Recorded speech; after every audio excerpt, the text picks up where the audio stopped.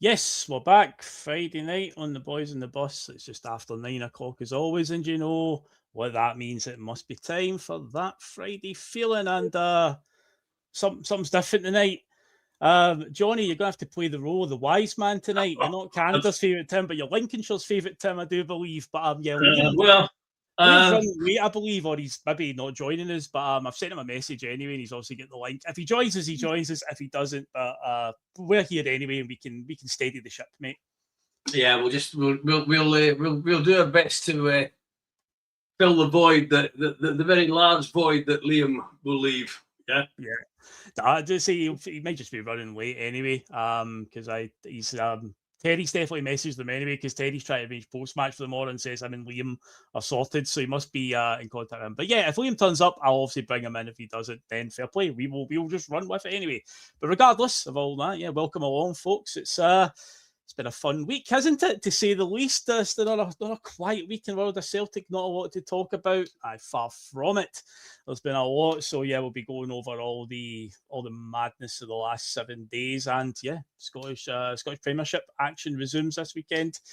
We've now caught up with our game in hand, and we are now sitting 5 points behind the Jambos, so we know what's on the line now. 9 games to go, 9 league games, 9 cup finals, as you want to call them that. Plus, we still get the distraction of the semi-final of Scottish Cup to come. But yeah, I've said that a few times. Are we going to promise to win those 9 cup finals, Bill? I hope so. We know what we need to do now. Can we trust this team to go and win that many games in a row? Let's see. It's been a crazy season, and as I've said a few times, we are somehow still in with a shout of winning a double, despite all the absolute lunacy that has happened to Celtic this season. Somehow we might still win a double, but it's all whisperts and maybes just now. We'll cross that bridge when we come to it. But of course, folks, before we get into the crux of tonight's show, you know what you can do? You can do all that good stuff and help us out massively. So first of all, you can hit the like button, helps out the old traction and the algorithm on YouTube, and more Celtic fans out there that like podcast-related content are more likely to see us, so that obviously helps spread the word of the channel. Obviously, if you wish to subscribe, if you like the cut of our jib, if you like what we do, then by all means hit the subscribe button and hit the bell notification. It will be your best friend in that case, and it will remind you when we're on the road. And let's see who is joining us in the chat tonight. Johnny, let's have a wee look. So Ian McIntosh is here, Paul Boyle is here, Jim C. Let's see, Alistair Jack is coming. Anton Rogan's left foot is here. I hope his right foot's here as well. But yeah, Anton Rogan's left foot is here. Chris M, William O'Toole, James Kennedy, Smell the Glove. Who else? The Boy Dog Hector, Kev1. Jimmy Six Pouches, good name. Skullzo, also Alistair Jack, member for 6 months. Nice one. Cheers, Alistair. Thomas Burns is here. Tyrrell. Yeah, get the Liam Claxon on the go. Forget the Greg Taylor Claxon. Let's get the Liam Claxon out there. Get a search party on the go. What else we got? Teresa Lyle is in, and I think I've shouted everybody so far that's left a comment. Of course, get involved in the comments throughout the night, and we shall bring some of your comments up. Get your thoughts on obviously the game tomorrow and all the stuff that's happened in the last 7 days and the nice quiet world of Celtic. What else can you do as well? Of course, if you want to catch up via audio, you can do so. There's a link to our SoundCloud website in the description below the video. If you want to become a Boys in the Bus member for $1.99 a month, then you can do so as well if you so wish. It's not mandatory. It's just to keep a wee bit of old diesel in the tank. Petrol prices are a bit high these days, obviously, with what's going on in the world. So, you know, you can help us out with that one. And yeah, again, all our content will always be here on YouTube. We're never going to put it behind the paywall or on Patreon, none of that stuff at all. So it's just a tip of the cap to the guys on the team. And yeah, I think that's all the good stuff out the way. Johnny, shall we have a trivia question? I know how much you love the trivia questions on here. Yes, go on then. Go on. Okay, so tonight's trivia question is as follows. Celtic take on Motherwell this weekend. Multiple players have played for both clubs over the years, but who is the only player to have won the Golden Boot twice in the Scottish top flight, once with Motherwell and once with Celtic? So there you go, there's one player who's played for both teams and he's topped the scorer charts at the end of the season for Motherwell and for Celtic, won the outright Golden Boot for the season. So there you go, there's one to ponder and we'll come back to the answer. I think I know that one. Okay, well, we'll come back to the answer at the end then. We'll get the viewers, get their guesses in, and yeah, we'll revisit it. So, Johnny, where would you like to start in this mad week that we've had? So, I suppose we may as well touch a wee bit on last week, what happened on the park, or what didn't really happen on the park, I suppose, because it wasn't exactly a thriller. We spoke here last Friday, you, me, and Liam were on. One of the things I said at the top of the show was, for the love of God, don't go to a penalty shootout because I don't fancy our chances. But as I did say to Terry on the old on the post-match show, strangely, as the game was going on, just with the confidence that Sinisalo obviously like resonates with, you just felt like we might do it on a penalty shootout. As crazy as it sounds, we might actually do it. And yeah, as I also said to Terry, the ironic part was he didn't have to save anything, and we actually managed to score all 4 penalties we took. But yeah, in terms of actually what happened on the park, first and foremost, obviously you're delighted with the result, but the performance overall, just one of those, we just had to do what we had to do and grind it out, mate. Yeah, definitely. The performance, here he comes, there's the wise man. Yes. The performance, or rather non-performance of the team in general. I mean, I think, to be fair, you do have to take into account the players that weren't playing, rather than the ones who were. But you mentioned Sinisalo, so we might as well start with him. I thought for a goalkeeper who didn't really have a save to make, and the best save he did make was off a header that was actually was ruled offside anyway. Yeah, I thought he was immense, and he was immense. He didn't have to make a save. He didn't have a save to make, I think, because of his control and organisation and positioning in general throughout the whole match. He was where he needed to be. He didn't have to make the save for the camera efforts. He didn't have to do anything spectacular. And I think that all came down to his confidence, his composure, his positioning, and just the way he controlled that penalty box and outside the penalty box as well. He came out a few times, a header away from about 25 yards out, things such as that. I thought he was immense, and he didn't save a penalty in the penalty shootout. No. But I thought he was immense through that as well. He controlled that penalty box as well, making sure he got the ball, handing it to Oxlade-Chamberlain when he came up to take the first penalty. I mean, he got very close to 2 of the penalties that he would have had the chance of saving. I mean, like, say, he'd have had to be about 25 foot tall to save Gassama's penalty. I think that cleared the roof, never mind the crossbar. So I thought he was immense and was easily our man of the match. The rest of them, well, trust me, again, and I think I said this a few weeks back, you've seen the type of defender Trusty is, and I think it was after the Bologna game, I think it was. You can see why Celtic signed him. Yeah. But you can also see why he has his moments where he disappears, if you like, in games. He's a siege mentality defender. Yeah. His best games for us have been against Bologna. They've all been in Europe. I can't remember the other 2 teams. Atalanta. Last year, Atalanta. Yeah. Bayern Munich. Couldn't buy the Bayern Munich game. His best games when we've had to play the type of football that we don't normally associate with the type of games we have. We're normally on the front foot. And in all those games, we were very much on the back foot.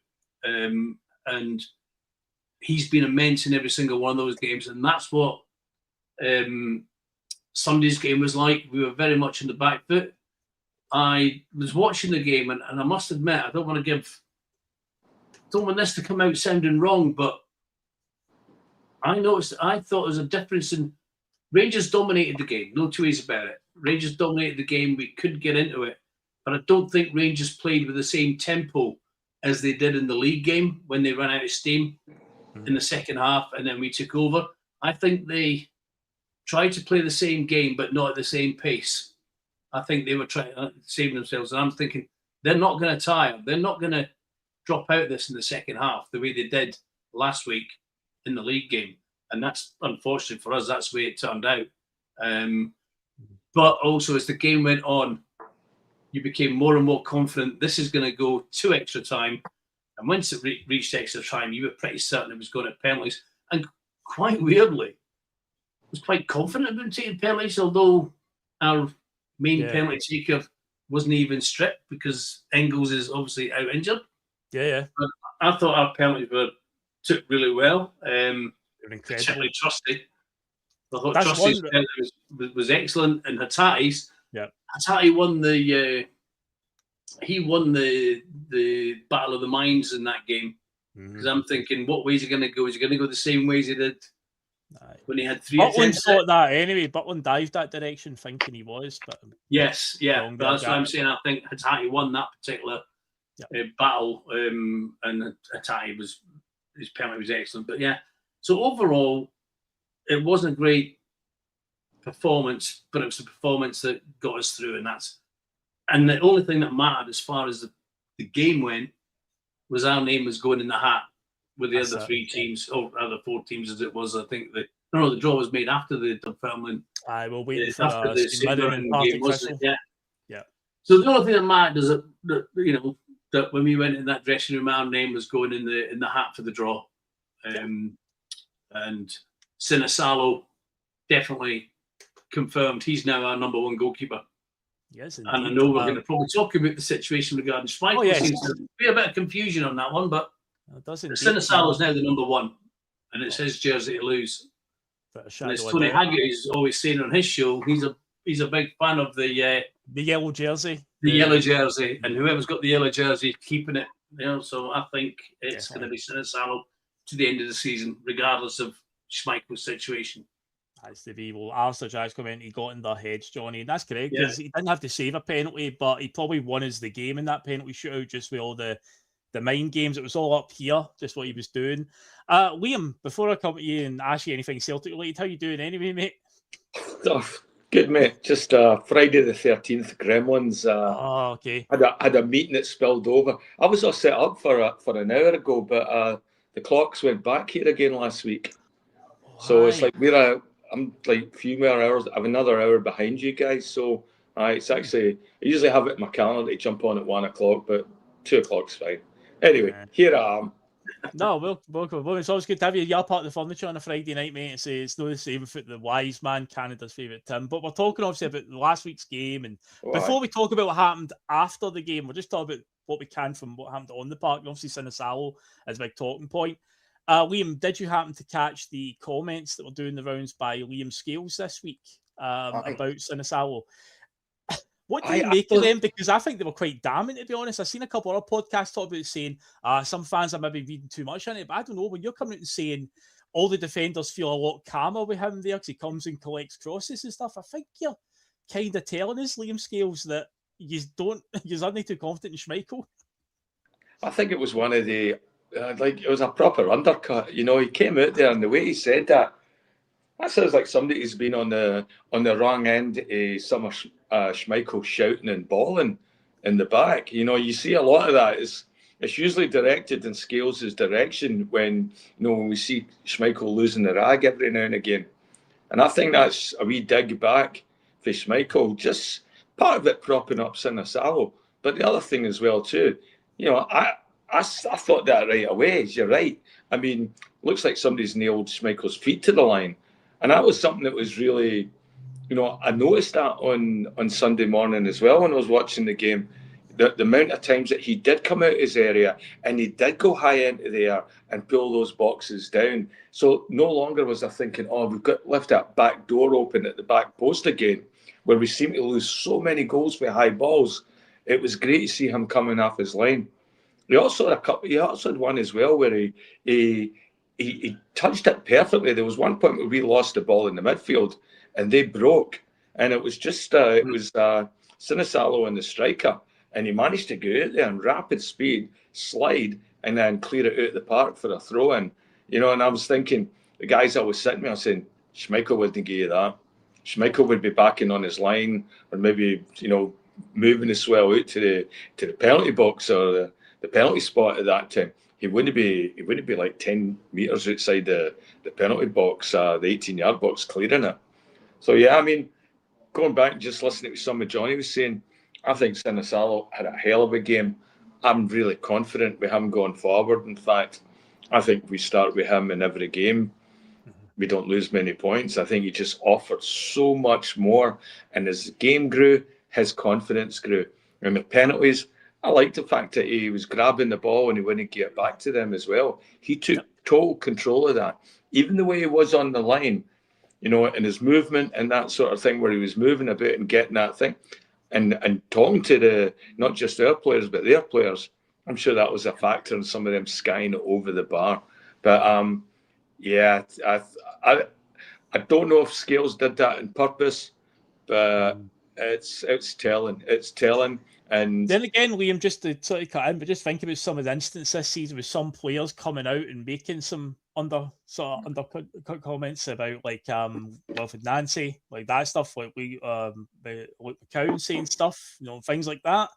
So it does make you wonder, is Liam Scales, you know, again, just a sort of thinly veiled dig there at Schmeichel? Aye, well, it looks like he's well liked as well, Sinisalo. Like, you could just see the way the boys gathered around him, and I've always said as well, it's like, as much as I like Schmeichel and respect him for what he's done, he doesn't seem to be an overly likable type guy. You know, from what I've seen in him in the interviews and that, you know, it's like, I don't know what Danes are like, but you know, it's just, he always looks a bit German to me, you know, like very stoic and that. And I can tell it like it is, man. He looks a bit of a dick. You know, as a guy that's grown up with every privilege with his dad being a pro football player, it's not like he had to work his way up through the channels like maybe Sinisalo has. You know, so this is a guy that's been given every privilege and every opportunity to become a goalkeeper. He's taken that, but now we're seeing him on the downside of that, and it's, you know, you got to be nicer on the way down than you are on the way up, because people remember that. And right now you're seeing him at the twilight of his career, where he's obviously on that way down. And yeah, there might be players that just don't like that arrogance, whatever it is that he sort of exposes. And might be a wee couple of digs here and there, especially if you've been shouting and bawling on the park at somebody. I'd take a wee bit of glory in that, and I'd want to sort of give as much props as I could to Sinisalo, thinking that that's the guy that's probably going to take over the jersey. I want him to be confident, but you want him to know that the team's behind you and they respect and they value what you're bringing to the game now, by actually doing what you're supposed to do, is come off your line and take some of the high balls, you know, and relieve the pressure on your defenders. And I thought you did that wonderfully.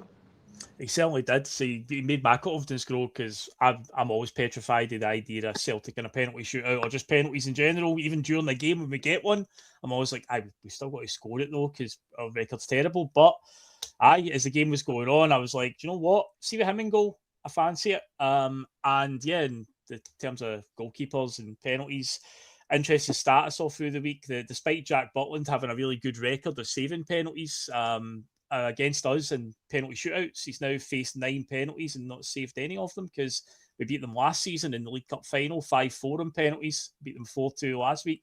So in penalty shootout environment against Jack Butland, we've actually got a really good record against them. So 9 out of 9 we've managed to convert. So if we happen to go down that route again against Rangers, hopefully we can keep that record up. That's a mad stat, though, wasn't it? Because what if he, in game time, Butland had saved, what was it? They were saying 8 out of the last 9 penalties or something stupid like that. Because the one last week with Hitati would go down as a save more. It would do, he saved that. Yeah. Aye. Saved it twice. Yeah, saved it twice. Aye. But yeah, so that's a mad stat in any level. Like, you know, you've had 9 penalties against you, you've saved 7 or 8 of them. You know, that's a good ratio. Like, you know, you feel confident about saving it, but. And they kept going on about that before the penalty shootout. So that makes you think, combine that with our record over the last 2 or 3 years in penalties in game time, you think yourself, but like you said, that's 2 penalty shootouts this year. We've put them out in cups. So that's indeed. Well, let's talk about the goalkeeper situation then, because yeah, as you said earlier on, Johnny, there is a bit of confusion. So Martin O'Neill did his press conference earlier on, and he confirmed a couple of things regarding injuries. He said that Kieran Tierney, he didn't commit to if Tierney's going to play or not. He was But he did say, yeah, he'll be there. So what he means by that, I don't know, will he be there at the ground? Whatever. But anyway, so it sounds to me like he said Tierney is in contention to start and his injury's not as bad as we first feared, which is great news because Tierney's been good. But obviously, he then confirmed that Kasper Schmeichel has been training. However, a story is also out there. It's in one of the red top newspapers, the one that we all don't particularly like. So I'm just going to read out what was in there, because it did say that Schmeichel has pulled out of the Denmark squad.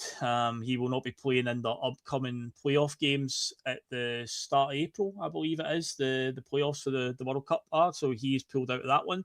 But Schmeichel is quoted as saying one of the reasons why he's pulled out is when we played the Europa League game against Stuttgart a few weeks ago, I landed on the wrong shoulder for their first goal and smashed something again, which is interesting because the first goal we conceded that night, he went down in slow motion. But yeah, he managed to injure himself on that first goal. Asked how he tried to remedy the situation in a bid to speed up his return, he added, I've done everything I could to get ready ever since. I've had various treatments, injections and blockades, and unfortunately, it's not made it any better. On the contrary, a nerve was hit during an injection, and that also made me sick. Now I have to protect my body.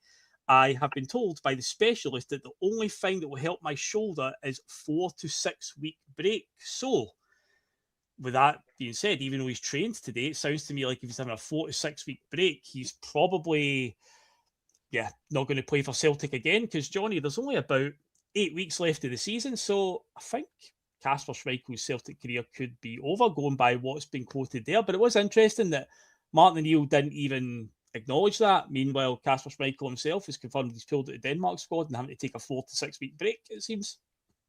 Yeah, it's a strange one, because I was saying to you before we came on that, I was going through Facebook and I'd seen it on the headline that Schmeichel out for 6 weeks, blah, blah, blah.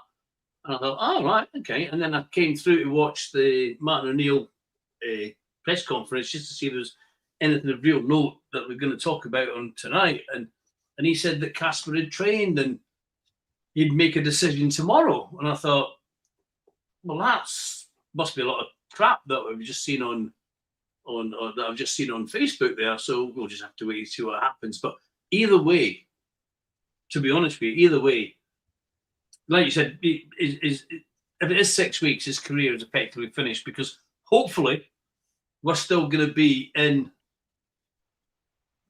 really in the running to win this league. Yep. And if that takes us up to 2 games left, Schmeichel ain't getting in on those last 2 games, because you could not possibly, if we're still in, which hopefully we will be, obviously, but if we're still in a position to draws or win us the league, you're not going to drop a goalkeeper who's been playing for 6 weeks.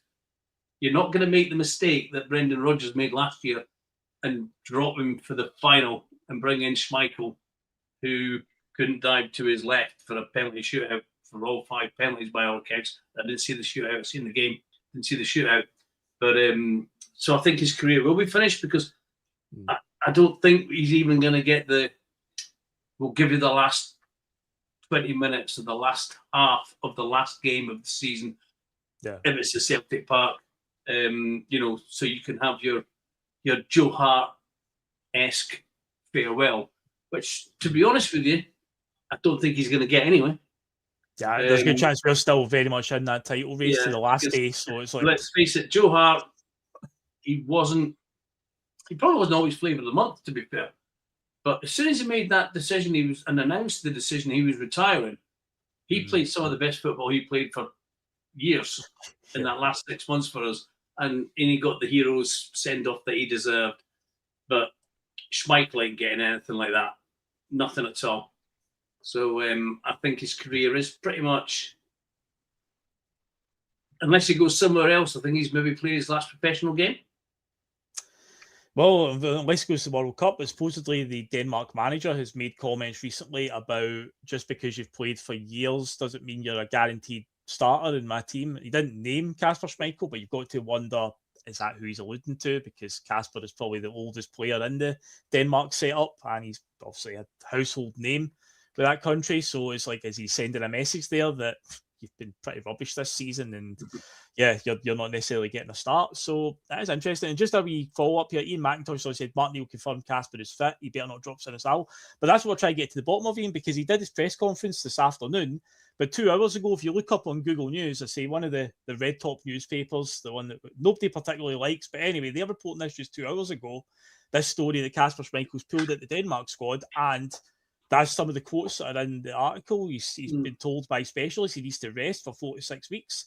So that must surely mean he won't play an actual game. It might be just a bit of light training he's doing, but yeah, it's by a mystery. But yeah, it has to be Sinisalo. It goes without saying. I think he's done enough now to prove it. The players have obviously gave him a ringing endorsement. You've seen by the body language around him, say Liam Scales' comments. It would be madness now to switch back with what we've seen with Casper this season. I don't see it changing. Aye. A big arrogant bastard in goal as well. I'd be wanting to sort of do some sort of damage control on my legacy as well. The whole jump before you're pushed scenario. You know, is that one of these things, or he's just trying to save and keep his reputation intact? The last thing he wants to do is go out where he's feeling like he's lost it and he played longer than what he should have. And that's what it's starting to look like. He's played longer than he should have. He probably should have retired last year after that cup final. And that's what I thought was going to happen. I thought we would have been moving on with Sinisalo this year. And then maybe if, Schmeichel's still been under contract, that he would be there just to sort of help him and get his way through as almost like an extra Stevie Woods type of guy, a guy that can talk to him, get him up for the big games, and then talk him through some of the games where maybe, it doesn't work out as much. But I don't know, it's just part of the arrogance where you're protecting your legacy. The other thing as well, he's not good enough for Denmark. He shouldn't be good enough. He's not fit enough for Celtic. No. And Mark O'Neill, he's got to come out there and make, a big bold move and say, okay, go with the young guy, go with the guy that's got all the potential. Because I think we've still got Sinisalo on contract for a couple of more years. And I think Schmeichel's done at the end of this season, unless we. Yeah, he's up at the end of the season, yeah.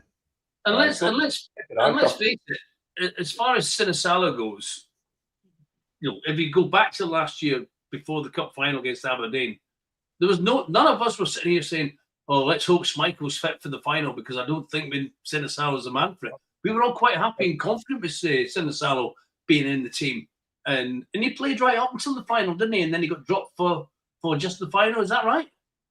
Yeah, I think Schmeichel came back in for maybe the last league game, but yeah, Sinisalo had played like 5 or 6 games in the bounce at that point. Yeah, so, we can all look back. I'm not even sure if it's hindsight. None of us were that, but we could see that Schmeichel. We spoke about it. I was saying to Phil before we came on, Liam, before you joined us. It's mad to think it's almost a year ago now since Schmeichel done his shoulder. And yet, even right up until a few weeks back, we were talking about, is he carrying that shoulder? Because he always seems to, get beat on his left-hand side. He's getting, you can see he's carrying it. And it's remarkable to think that a year later, we're still talking about this shoulder injury that he had. And it has effectively finished his career.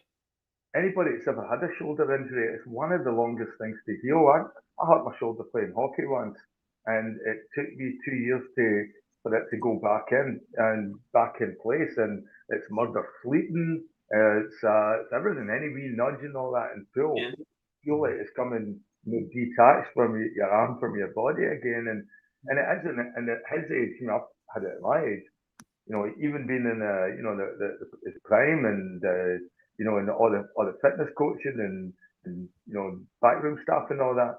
Yeah, it's still one of the hardest injuries to heal. And being a goalkeeper with all that stress, might be one of these times. You're right. A year is a long time, and if he's got to go back and get more surgery, he's not coming back to that. No. My dad was the same with him. He had an accident and he chipped his shoulder or the top of his collarbone, and his consultant actually said to him, "You'd have been better if you'd broke it because it would heal." He said, "But with this chip, it's a chip you've got in your bone." He says, and it never did heal. I mean, like that happened to my dad when he was about 51. My dad died at 67, and his shoulder was never what it should have been. It was buggered. And he said it was because it was a chip in the shoulder rather than a break. So maybe Schmeichel's got a little chip out of his shoulder, and that's just why it's not getting back to the way it should be. Mate, he's always had a chip on his shoulder, Johnny. Right. Chip on his shoulder, definitely. He's a Celtic supporter. He had a chip on each shoulder, to be fair. He was well balanced. Well, we'll move on from the goalkeeper side. We'll come back to obviously team talk for the Motherwell game in a wee while. But yeah, let's go back to the events then after the game last week, because in typical fashion, it tends to be the case whenever we do get a victory over Rangers, there has to be something that rumbles on after it, whether it's a dodgy VAR decision, a penalty, whatever. But obviously this time it's a bit more than that. Obviously there's some scenes, shall we say, after the game. Celtic fans were pretty exuberant, just like the Hibs fans in 2016 after the victory.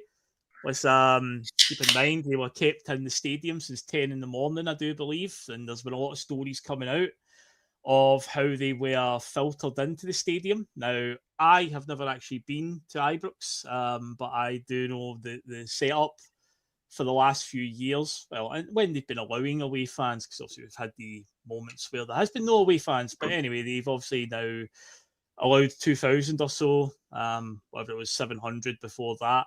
But it's obviously in that sort of corner of the Broom Lawn.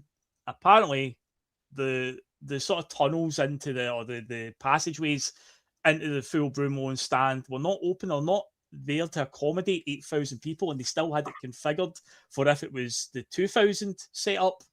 So a lot of fans were quite angry and restless going in. We obviously saw some videos, some scenes where some Celtic fans were forcing their way in through fire exit doors and that. But yeah, from eyewitnesses who were there, people that I know who went to the game, said it was a total shambles the way the police and security had set it up. Instead of having it all open, the full stand, to go a bit easier to get to the turnstiles, it was all had to come through a very narrow lane, which is never a good thing at all, especially with the risk of crushing as well for fans, crushing each other.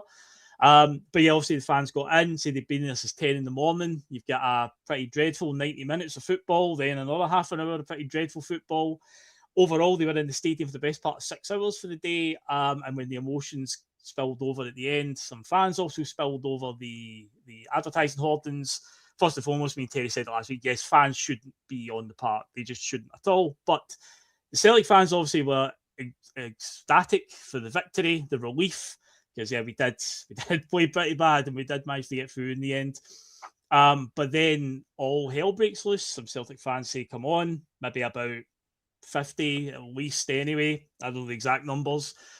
But then, of course, the Rangers end, the Copeland Road end, suddenly all these very staunch Spider-Men, as we called them last week on the post-match, start spilling over. And yeah, then it just becomes a big standoff, a whole lot of hold me back type energy going on. That whole thing where you're like, what are you going to attack? But you're kind of strategically standing behind your mate. Oh, hold me back here. But anyway, it just became a bit of just shouting abuse at each other, a flare throwing back. I did actually, see when I've seen the video now in full, I did actually get a bit of a laugh out of the flare tennis that was going on, where they threw it in, and then somebody in the Celtic end picked it up and threw it back, and then they picked it up and threw it back at the Celtic end. It just was like a back and forth about 6 or 7 times. This kept happening. But yeah, there was that. Then yeah, there was a few instances caught on video as well. Some fans getting to each other, few fists thrown, some kicks. But yeah, it just descended into all sorts of madness. But the police, the stewards, did manage to form a line across the 18-yard box. And before all that, though, we did have another incident, Johnny, where a Celtic staff member was attacked. Not the first time that's happened as well. We had one a few years ago under Ange, where one of them was hit with a bottle, I do believe, one of the physios. That was the same day that Joe Hart had a bottle thrown at him and it smashed off the crossbar to the point where glass shards were all around the 6-yard area, which delayed the game. So that was that same game. We also had Arnie Engels get hit by a coin a few years ago as well at Ibrox. Yeah, we've had a few. And yeah, this one, a fan, very, very aggressive. A lot of hate in his eyes, gets over from looks like the main stand at Ibrox. And yeah, grabs I believe it's one of our fitness coaches. I'm not sure what his name is, but he wrestles him to the ground. But he's quickly detained, dragged away. And yeah, just there was a few instances as well. Some of their fans try to get to Julian Araujo. There's a few caught on video where they swing for him, a few kicks thrown at him. Araujo, of course, just sort of brushes it off because he seems to just love getting under their skin. But then there's also the video where they're all walking up the tunnel. Jesus, some of the abuse that some of the Celtic players are taking there. Fair play to Chavanchara and Araujo. And I think Maeda as well is giving it big licks to them. But some of the stuff that they're shouting aimed at like Sean Maloney is just like, honestly. But anyway, I say it was just carnage everywhere. The fallout from it, naturally, has became from the media, from government are obviously getting involved as well. The SFA, journalists, everything, it's both sides were bad. And obviously Rangers have said their piece. They were very much the case of it was all our fault. All that bad Celtic fans' fault. Not the other fans didn't do anything wrong. Completely ignored to say the fact that one of our staff members got attacked. Again, not the first time it's happened. And yeah, so there's probably loads of other things in amongst the calendar forgetting. But yeah, that's obviously the picture it's been painted so far, and just absolute madness that's followed. And this will keep rumbling on. This isn't over yet. And yeah, where do we even pick up the pieces here, Johnny, and what we saw last week? Because yeah, it was carnage. It was always going to be a messy one once that happened, and we know it was going to rumble on. Remember the shame game, as they called it, from 2011? I also referenced it last week. It was part of my quiz question. Yeah. But yeah, and it's like it's one of them again. Though. It's not my fault. I know. I brought that game up. I manifested that game, by bringing it up again, and yeah. But just a wild way to end the game. And I know a lot of people are saying, it's so unfortunate, because we should be talking about the victory for Celtic. Well, I'm bloody talking about it. I mean, okay, it was unfortunate what happened at the end, but that doesn't still detract from the fact he still won the game. And I did like the fact that Martin O'Neill, when he was asked about the first question he was asked after the game, was also about the scenes, and he was kind of like, he tried to make it, well, we won the game, let's talk about that first and foremost. But yeah, Johnny, how are you feeling about it all and all the fallout that's came from it so far? Well, I think I said to you before we came on, I've been doing a few deliveries for BMW this week down the south coast of England. And that, so I've listened to. In fact, I've kind of got battle fatigue, if you like. Listen to some of the podcasts, and I've listened to podcasts, Celtic ones. I've listened to Rangers ones. From both sides, I think there's been good comments made by some people, sensible comments made by some people, and other ones maybe not quite so sensible on both sides. But what I would say is that has it been the people who shouldn't have, but those that forced their way in, were they ticketless people? Because I don't believe that ticketless people could get anywhere near that stadium, from what I've been hearing. But I've never heard anybody say that the people who got in had tickets or didn't have tickets. I don't know that part myself, but I do know from people who did go, it was a very frustrating setup where the police just didn't seem to grasp that. Maybe it's been too long since they've dealt with an away allocation of that size, but yeah, they seemed to be like, no, you'll just come in through this narrow passageway, and from the sort of northwest. But what I was getting at there was, if it was people who managed to get there without tickets and they're in there and they've created an overcrowding situation, I mean, that's not good, because we've seen in the past what happens with overcrowding. All right. So that shouldn't have happened. All right. But it's not a reason why the riot started. The graffiti, particularly the graffiti regarding the 66, is just out of bounds. I mean, it's just abhorrent. It should be a no-go area, just purely out of respect for any reasonably minded person. It's out of bounds. It's like the songs about dead Celtic players and dead Rangers players. They're out of bounds. I hate it when they do the David Cooper one, for example. I don't know whether I'll be very popular. David Cooper, I thought, was an absolutely phenomenal player. And if I could have picked one Rangers player in history to play for Celtic, I'd pick David Cooper all day long. I thought he was phenomenal. The end of the game, Celtic supporters came on at the park, but they didn't come on at the park with any intention of going anywhere near the Rangers supporters, from what I could see on the television, and I've only watched it on the television last Sunday. They wanted to take selfies with themselves, with their mates, with the players, with Martin O'Neill, and everything seemed all right. Then the Rangers supporters came on, Now, I don't know about anybody else, but the last time I wore a balaclava, I think I was 8 years old. And that was only because my mother made me, because we were living in the north of Scotland and it was the middle of winter and it was bloody freezing. But for my mind, if you're wearing a balaclava now, if you're going en masse like they did and you're wearing balaclavas, if you're leaving the house and making sure, have I got my balaclava in my pocket? Yep. You're trying to hide your identity. Why are you hiding your identity? Because you're intending getting up to some form of mischief. Now, whether it's at the game or after the game or whatever, but you don't want people to be identify you and come and knock you out your bed 2 or 3 days later because they've got you on CCTV and the face recognition or whatever it is, or you've been identified. So there must have been I'm not saying it was prearranged, but it was in the back of their minds. Yep. I think the police have been taking a lot of stick. That might be right, might be wrong. Wasn't there, so can't comment on it. But what I can say is that I remember when I used to go to games, we'd have a proper police cordon round the perimeter of the stadium. Yeah. Sometimes at half time, never mind anything else. And one, well, it was actually quite amusing. It wouldn't go down too well in today's PC world, but they set the police cordon out all round. It was half time, I think it was. And there was a woman police officer, and I reckon it must have been her first game because they put her in front of the jungle, right on the halfway line. Now you can imagine the un-PC songs and requests that were being made to that poor unfortunate girl. But she was obviously set up. But what I'm getting at is that there was a police cordon, and you could see the police cordon. You know, it wasn't one every 10 yards. They were. You know, they were close. You weren't getting past them if somebody tried to get over. I've been at games where people have come onto the pitch. I've never felt the inclination to go on the field myself, to be fair. The Dundee game, centenary year.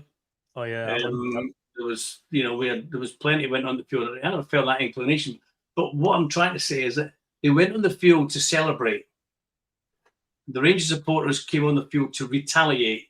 They didn't come on because Celtic fans were singing sectarian songs. They didn't come on because Celtic fans had vandalised the stadium. They didn't come on because they knew that at least one, I've no idea how many, had written graffiti regarding the 66.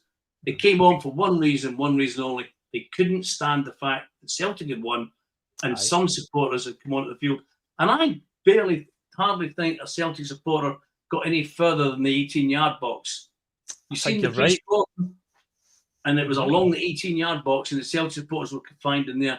The Rangers supporters were across the halfway line. They'd done a pretty quick retreat. Now, I think, Liam, if my memory serves me right, you told me you were at the, was it the game, the riot.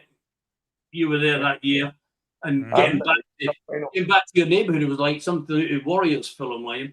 And to be honest with you, last Sunday, although it's not acceptable, it was pretty tame compared to that.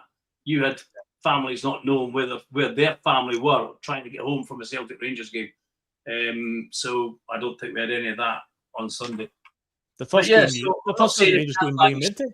Sorry? I think that's the first Celtic Rangers game Liam went to. Is it the only Celtic Rangers game you'd been to, Liam? It's the only one I've been to. Only one. What a one to have on your CV, the 1980 Scottish Cup final. Absolutely mental.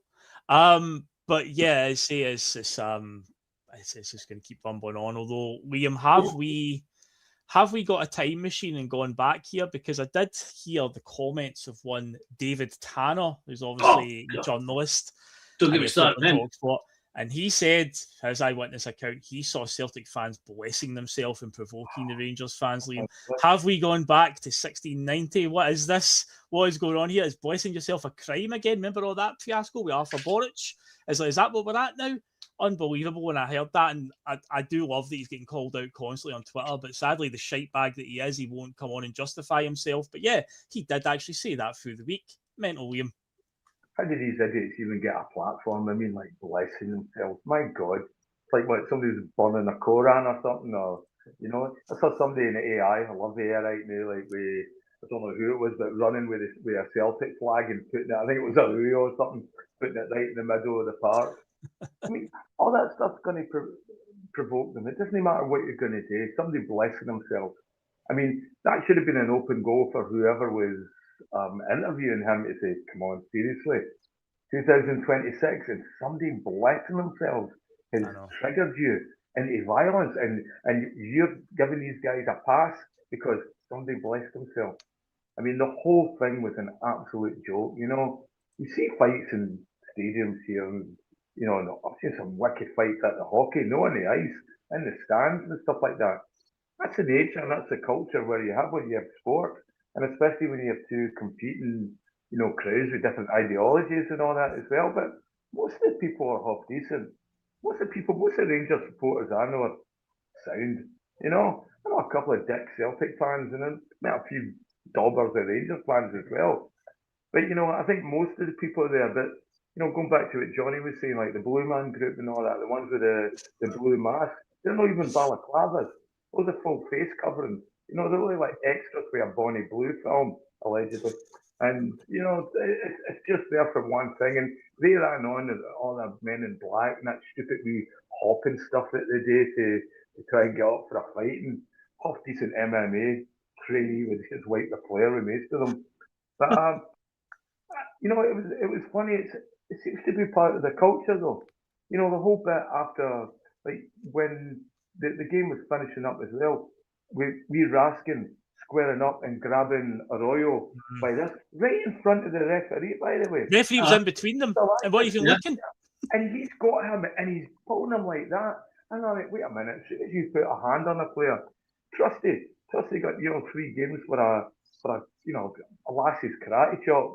You know, where the player went down, thinking like his arm had been severed off.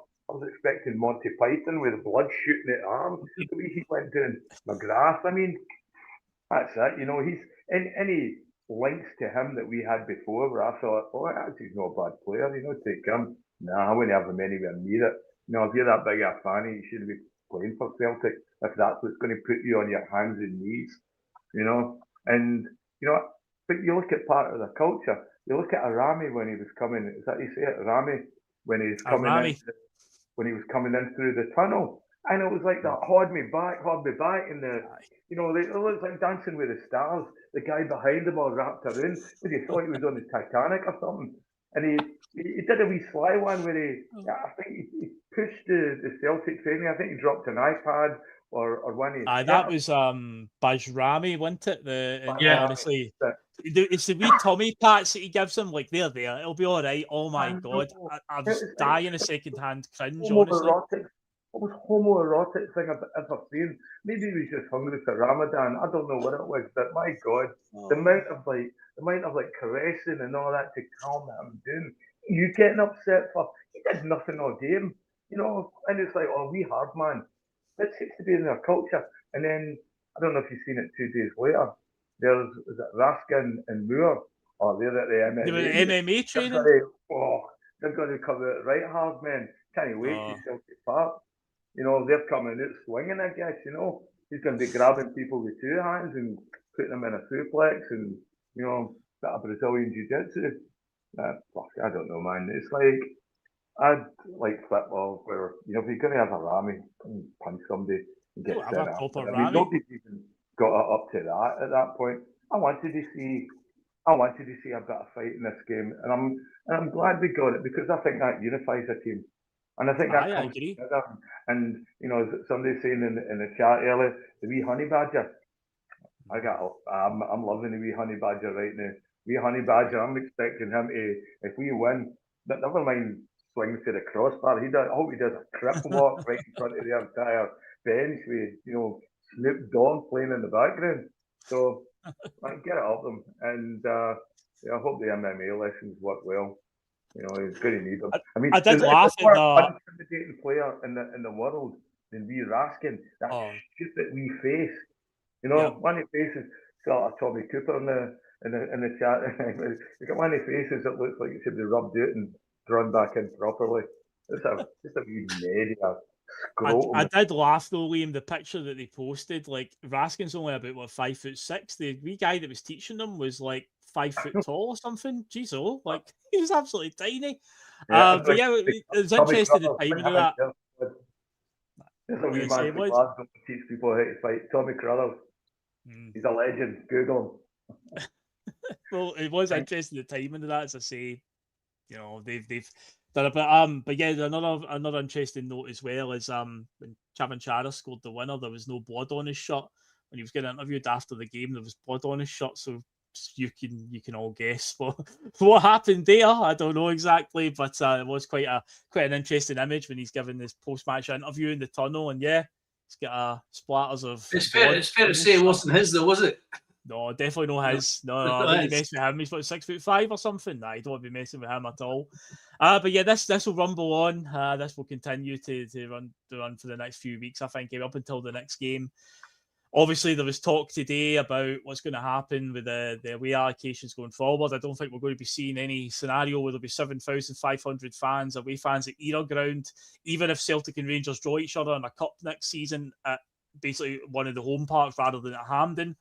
No, I don't think there will be any, regardless of what the SFA rules say. I don't think it'll be a case of we'll request that now. It'll just be, no, it'll be the 2,000 at the most that they've been giving us for the last few games. I think. But that's the thing though, Phil. How come they can cope with 20,000 each at Hampden, but they can't cope with 40,000 and 7,500? Well, I think the signs were there. Look at the people who've said they went to the ground and it was totally... the policing was terrible from the very minute they arrived at the ground, where it was like there's a lot more fans coming today than usual, and it just felt like at the away end they just had it totally set up wrong, configured wrong, making the fans come in through a very narrow sort of entranceway. And I think Brian McGarry's comment nails it on the head here. As soon as it went to penalties, they should have flooded both ends with coppers and stewards. And that's the thing. I'm at Celtic Park at a game where a few minutes to go, there'll be big lines of stewards will come out at either side just in the event any fan runs on the park. It's like you're in a high pressure situation here. The hatred that was in the air last Sunday, the proper needle.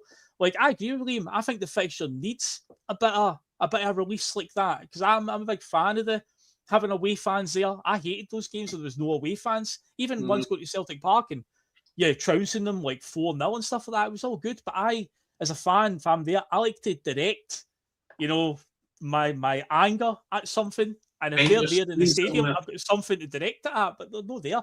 So I think the fixture needs that. But yeah, it just seems like it was totally pushed wrong. And yeah, they should 100% had lines of stewards out there, because it was ready to boil over. It was such a high pressure game. We played absolutely terrible. On the balance of play, they thoroughly deserved to beat us last week. But when it goes to penalties, it's in the hands of the gods. And there's a massive danger here that we can go and win this. It'll be a total smash and grab. And yeah, emotion spilled over. So at the end of the day, both sides have came out with statements. Brian Wilson did an actual video statement on Celtic TV with Liam's favourite person, Jerry McCulloch.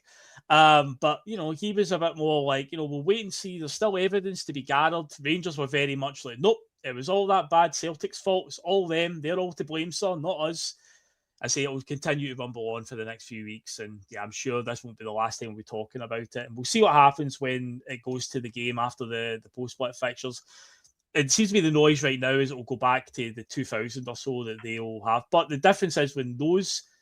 Well, we saw it at the league game last week. We saw it when they came to Celtic Park in January. They have got the whole netting there that they put around the away fans. But I think with being the full Broom loan last week, they don't have that capability to have a net up for the whole stand. So, yeah, just to say, it's spilled over. We'll just wait to see what comes of that and how it rumbles on. But before we talk about the World game, there's another story as well that's came out as well this week. Guys, let's talk about the manager situation, because it's easy to forget that Celtic do still actually need to get that sorted. Things have gone a bit quiet there. I suppose the club are just playing it by ear, and out of respect for Martin O'Neill and Sean Maloney, there's still a potential double to be won, so you don't want to be flooding the newspapers with too many stories about the new manager. And yeah, we did get one though came out the other day from Stephen McGowan, who he's had a reputation over the years of having some strong contacts within the club, and it seems that he threw 3 names out there that the club have whittled it down to. that they like the looks of. So the 3 names that were on the rumoured shortlist were Craig Bellamy, who's the current Wales manager. They are in the World Cup playoffs coming up in a few weeks' time. They could make it to the World Cup, they might not. Crucial thing to remember is, has never managed at club level yet. Another one that's in there is the Motherwell manager, who will be encountering tomorrow, Jens Bertel Askew, who's obviously very high stock right now with what he's been doing at Motherwell. A lot of fans are quite keen on the idea of Jens Bertel Askew becoming Celtic manager because, what he's done with Motherwell in such a short space of time. He came in last summer. A lot of the Motherwell team that's there were already there. Guys like Stephen O'Donnell. And what one of the McGinn brothers have they got? Is it Paul McGinn they've got? Because I know there's 3 of them out there. Obviously, John's down at Aston Villa. I think it's Paul McGinn that's at Motherwell. And guys like Mazwanisi was at Motherwell already. I thought he was one that came in. But yeah, he had a core there. He brought in a few players. But the way he's turned them around, and it's easy, it's not wrong to say this, they are the best footballing side in the country. They've proved it this season. They are the best team to watch. So that he's obviously on the short list. He's got some admirers. And the other one, of course, is Robbie Keane, who would divide a lot of fans because he has managed in Israel recently. He did manage Maccabi Tel Aviv, which is obviously a very contentious point with many fans. He's done very well at Ferencváros. I believe they're still motoring along in the Europa League as well. He's won the title out in Hungary. And he does fit the profile of being a sort of Dermot Desmond type of guy. It was Dermot Desmond that funded his loan move here in 2010 in an attempt to turn things around that disastrous season under Mowbray. Sadly, it backfired. But yeah, that seems to be the 3 names that are now currently doing the rounds. No sign of Roberto Martinez. And interestingly, there was no mention of Sean Maloney and Martin O'Neill being kept on. But again, you just don't know with Celtic. And I've said that enough times, what I'm worried that they might do here. But Johnny, do any of those names stand out to you at all? Anything interesting there? Or do you think there'll be some more names will emerge over the next few weeks? I think there's, trying to go along with you, the Bellamy, could you imagine Bellamy in the dugout? He'd be a fiery character. He would do that. Sunday, yeah. That'd be... Anyway, but... again, I'm a bit like you, a bit concerned about the lack of club football. Mm-hmm. You think of people who were international managers and went to club football, such as, is it Coleman, who again was at Wales, done well with Wales, went to Fulham. Yeah, he did. He had spell at Sunderland, and I think he managed Fulham as well. At club level. Yeah. So I don't think he really pulled up any trees there. So that would. It was not, let's say, without the name being thrown in there, it's not one I think I would come up with. Keane, again, the obvious issue there is going to be, for a lot of Celtic supporters, would be the Tel Aviv job. Mm-hmm. But they won again last night, by the way, Ferencváros. They won 2-0. So he's got some European experience at European competition and European League, a European League, where he's won titles at 2 clubs. So he's got a bit of a track record there.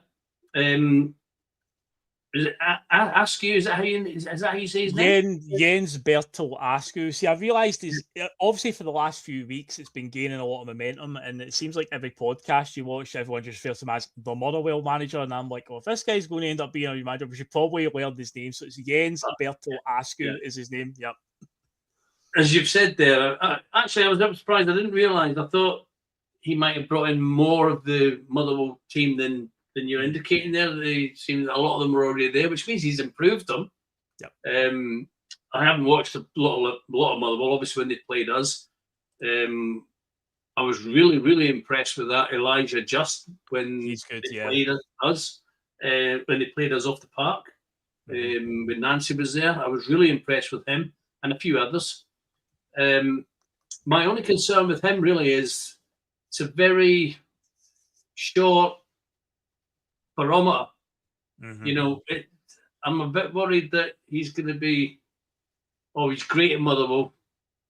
We bring him in and it doesn't quite go the way you would expect it. The flip side of that is we haven't got time to wait and see if he's going to be a second season as well. because then somebody else, because we'll obviously appoint somebody. Yeah. And somebody else will maybe come along and he goes on to become one of the greatest. And I don't think he's got the best record from before he came to Motherwell, to be fair. I think this is the first time he's really been a success anywhere. He I think managed in places like the Faroe Islands. That's what he's very similar. I read something about him, and I would compare him very much to the guy who was at Bruges.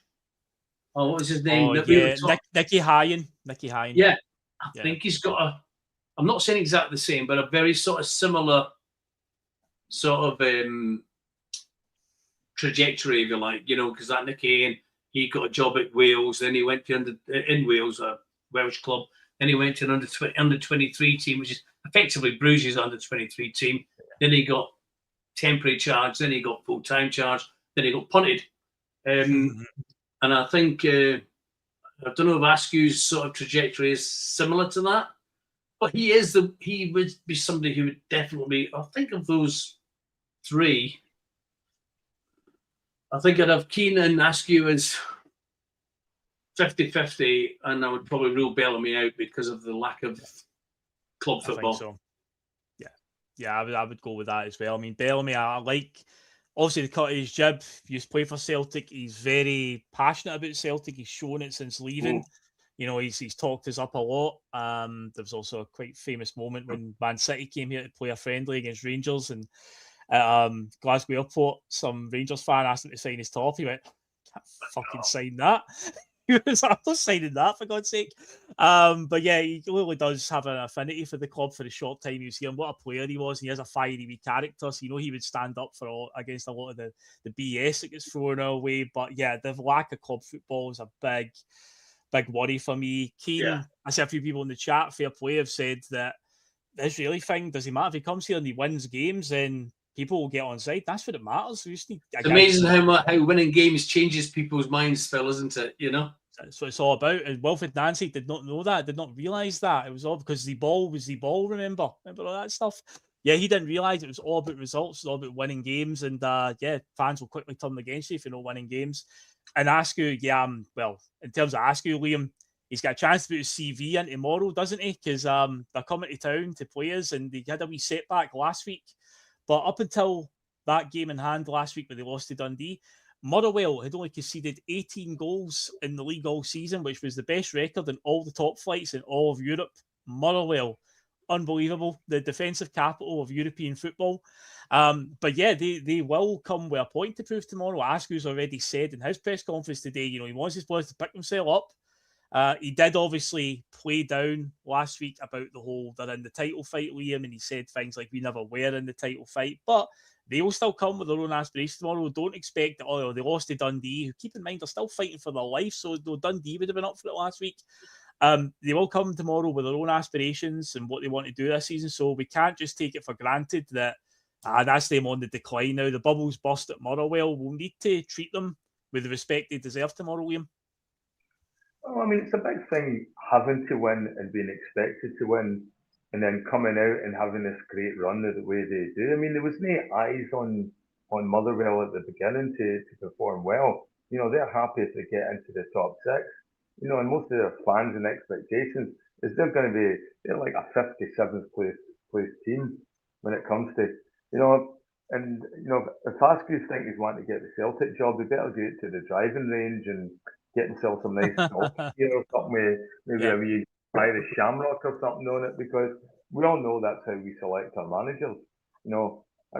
Just before I get into the Motherwell game, the one thing that gives me the fear, we could very much have a Dunfermline Celtic Cup final. And yes, how that goes. You've pointed Neil Lennon in the showers before. I mean, can you imagine? Neil Lennon won't have a job at Celtic again. I'm confident to say I don't think he'll work for Celtic again. Yeah. But I agree with Graham Terrell and what you were saying in the chat as well.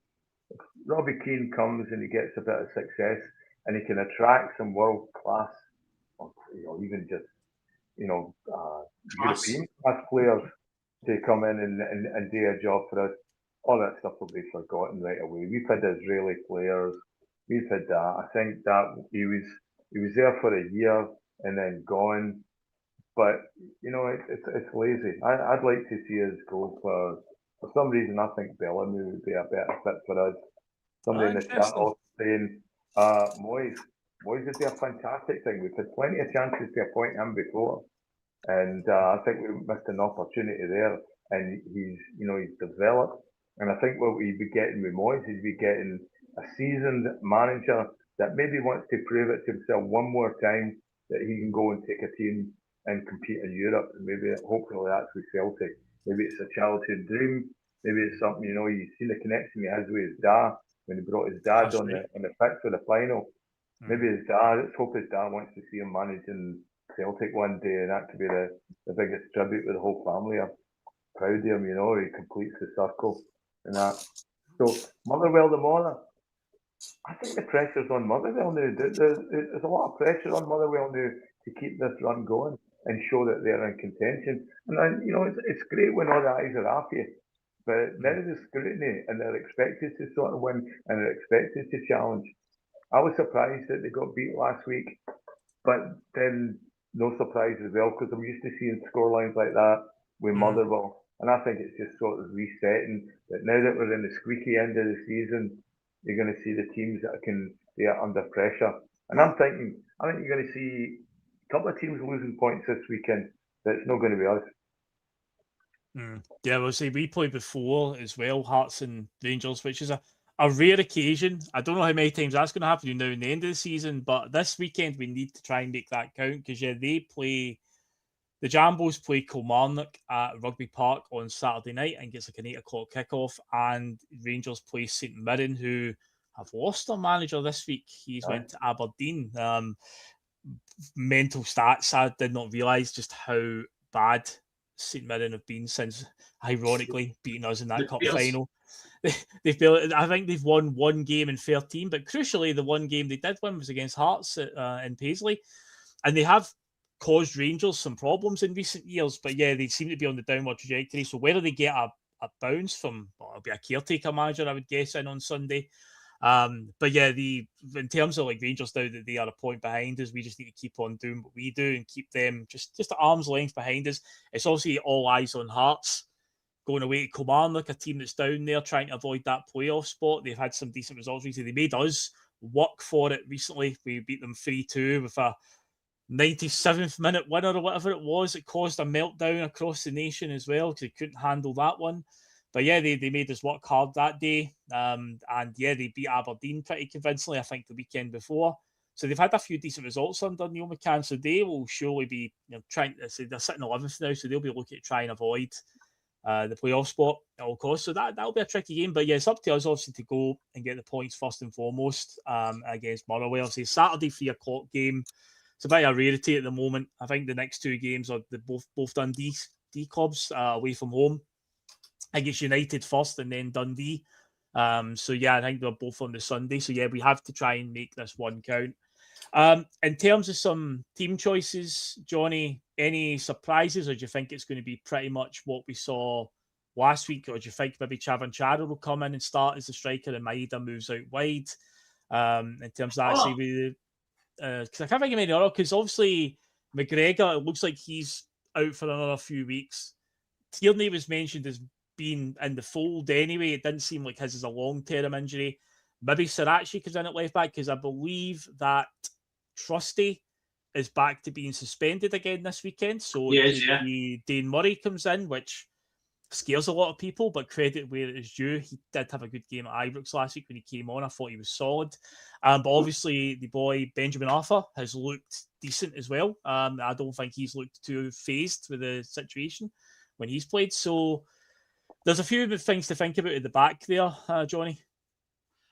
I think at the back, I think if Tierney's not fit, then I think it will be Sirachi. And I think it'll probably Murray will come into partner Scales. But up front, when you talk about Dyson going out wide, are you suggesting that Mavuka or whatever his name is not going to get a start tomorrow? Funny enough, I'm suggesting that because that do you know what? Forget the riot after the game. Forget the fact Celtic won. There's the story of last week and Vuka making an appearance on the park in that fixture after the first 5 weeks that he's been in the country, where he had a 45-minute spell against Dundee, never to be seen again. And even Martin O'Neill was slagging him off and just saying he's not good enough, essentially. And he's thrown on in that game. That's the story for last week. But yes, Johnny, I am suggesting that Mvuka will not play at any point tomorrow. So if anybody thinks that Martin O'Neill might not just throw a little curveball in tomorrow in his team selection, you only have to point that out, because that was, I don't think anybody seen that coming last week. I think Martin was really trying to pull a fast one there, and it backfired horrifically. Maeda out wide.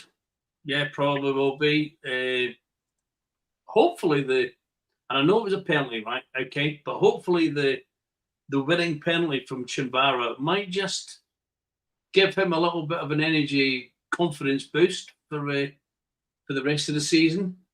Okay, he took it really well, but and it's going to be Yang on the right, no doubt. I'm still not a Yang gang member.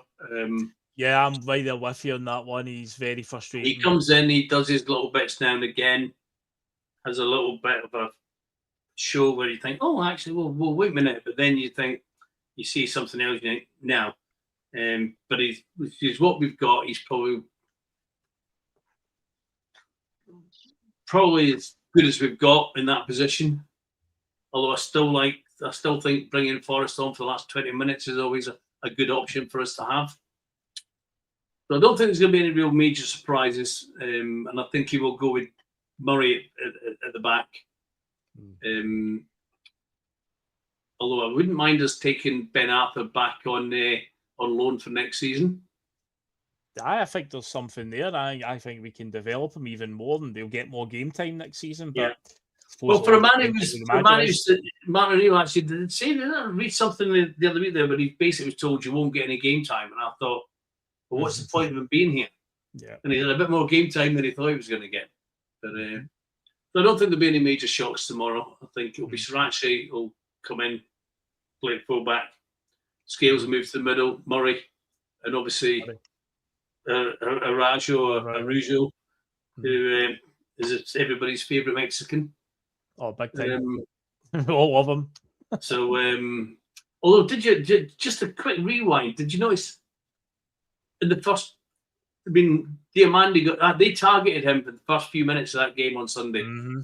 He'd got them under their skins on the league game, and I think was it Raskin took him out in the first minute, and then Diamandi 2 or 3 minutes later, and he got booked. Yep. And I thought to myself, they're targeting. They are going to try and wind him up and get him sent off. And I think Diamandi getting booked put a stop to that plan. Yeah, the thing is, Diamandi, we know he's immune to red cards in Scotland, but even at that, you're getting a booking earlier on.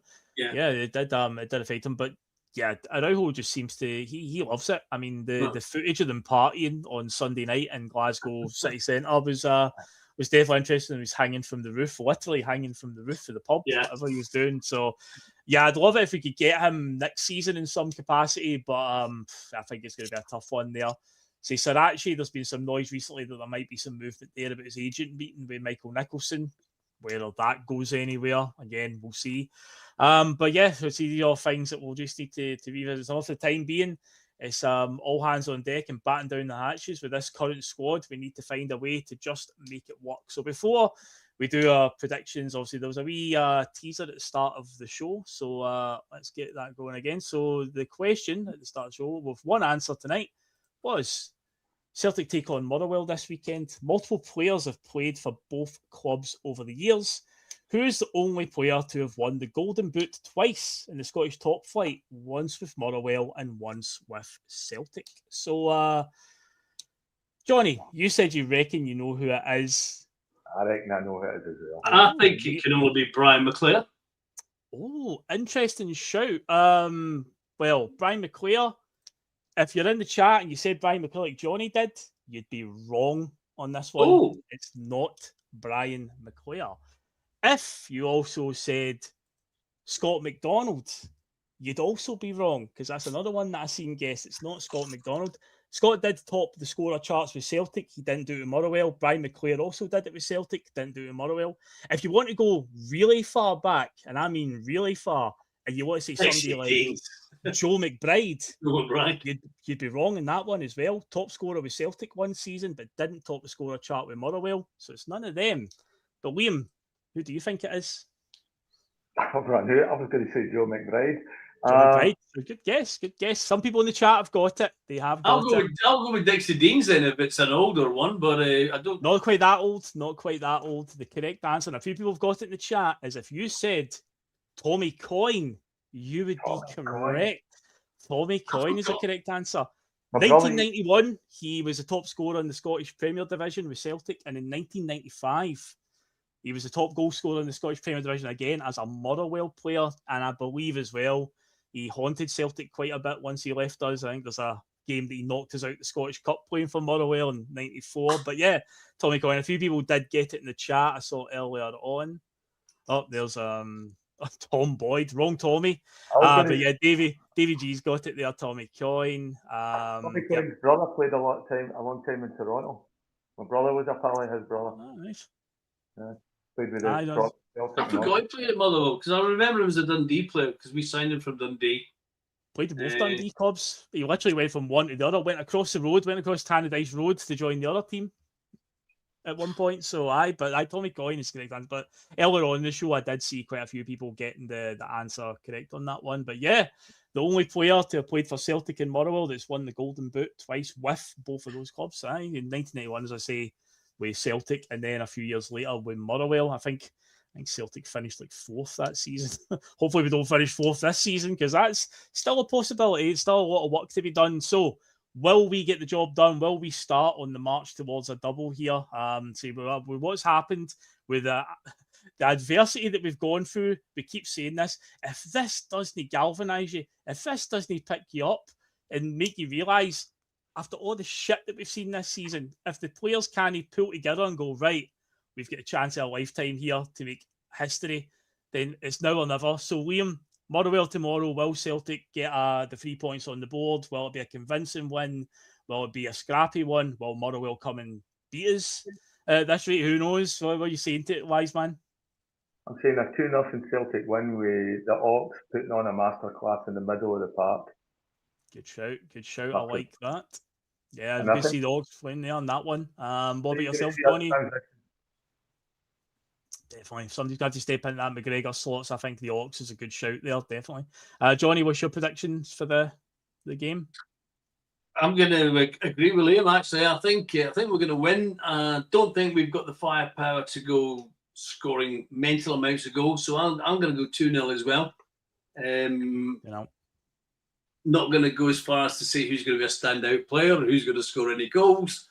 But as long as we win, that's the main thing. But I think we could do 2-0. It's really going to depend how Motherwell respond to last week's defeat.